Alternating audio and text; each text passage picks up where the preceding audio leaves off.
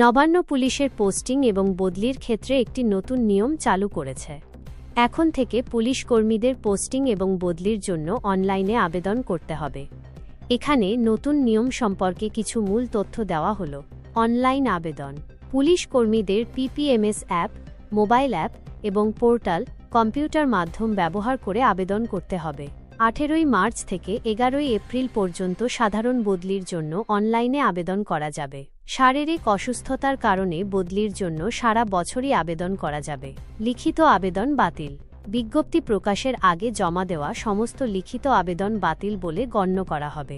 কেবলমাত্র অনলাইনে করা আবেদনগুলি বিবেচিত হবে। সহায়তা কেন্দ্র। পুলিশ কর্মীদের সহায়তার জন্য প্রতিটি জেলা ও ইউনিটের সদর দফতরে একটি সহায়তা কেন্দ্র স্থাপন করা হবে। প্রশিক্ষিত পুলিশ কর্মীরা আবেদনকারীদের সহায়তা প্রদান করবেন। স্বচ্ছতা।